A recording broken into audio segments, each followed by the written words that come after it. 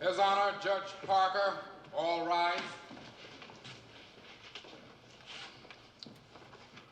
I have a peppermint to settle my stomach. Yes, sir. Yes, sir.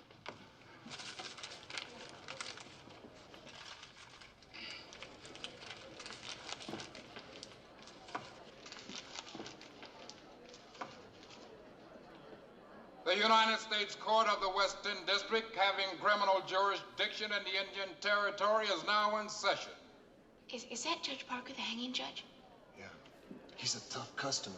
There's no appeal from his court except to the President of the United States. Call Deputy Marshal Cogburn. Mr. Reuben J. Cogburn will take the stand.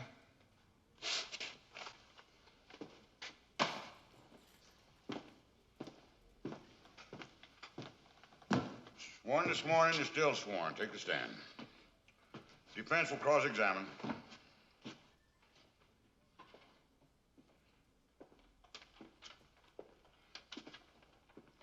Mr. Cogburn, you testified for the prosecution this morning. Now, in order to refresh our memories, allow me to summarize what you said. Now, according to your story, C.C. Wharton grabbed up a shotgun and killed Marshal Potter. And then he turned the gun on you, you say, and you shot him. Then you say the father swung his axe and you shot him, too. The defendant here tried to run, you say, and you also shot him.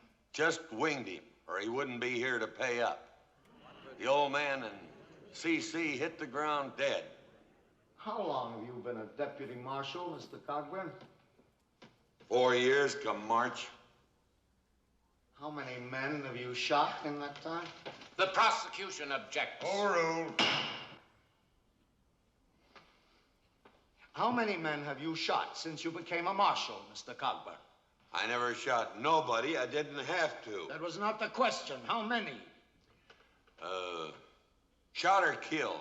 Oh, let's restrict it to killed so we may have a manageable figure. Well, 12 to 15, stopping men in flight and defending myself. 12 to 15. So many that you cannot keep a specific count. I have examined the records, Mr. Cogburn. A much more accurate figure is available. Come now, how many? Well, counting them 2 Whartons, 23. I felt you would come to it with a little effort. 23 dead men in 4 years. That makes about 6 men a year. It's a dangerous business. Oh, how much more dangerous for those arrested by you.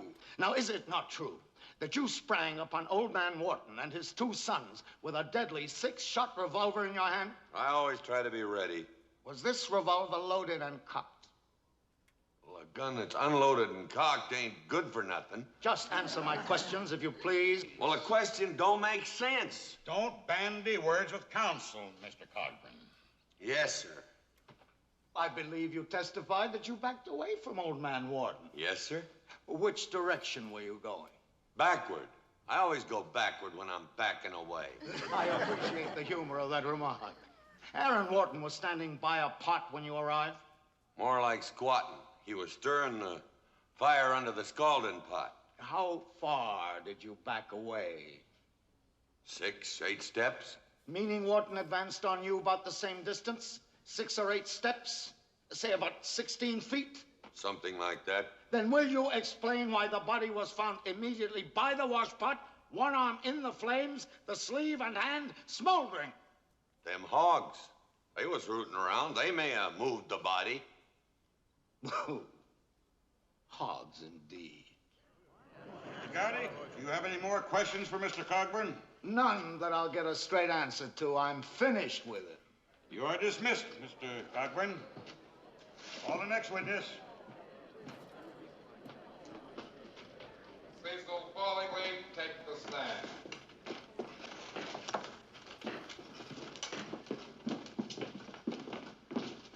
Raise your right hand.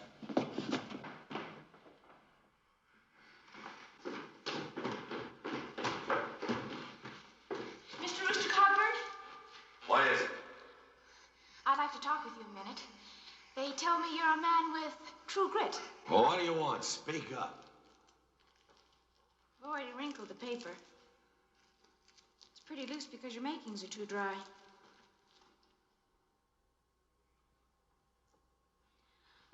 Tom Chaney. Well, who's he? He's the man that shot and killed my father, Frank Ross. They tell me he's over in the Indian Territory, and I need somebody to go after him. Well, who are you? Mattie Ross. My family has 480 acres of good bottom land near Dardanelle in Yell County. Uh-huh. My mother's home looking after my baby sister and my brother, little Frank. Well, then why don't you go home and leave me alone? They'll need help with the churning.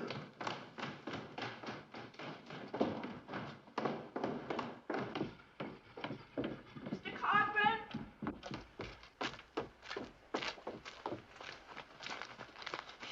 You can get a fugitive warrant for Tom Chaney, and the government will give you $2 for bringing him in, plus 10 cents a mile for each of you. And on top of that, I'll give you $50 reward. Well, you've looked into this right smart. Yes, I have. I mean business. What do you got there in your poke?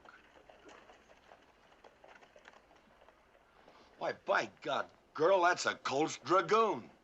You're no bigger than a corn nubbin. What are you doing with all this pistol? Belonged to my father. He carried it bravely in the war, and I intend to kill Tom Chaney with it if the law fails to do so. Well, this'll sure get the job done if you can find a fence post to rest it on while you take aim.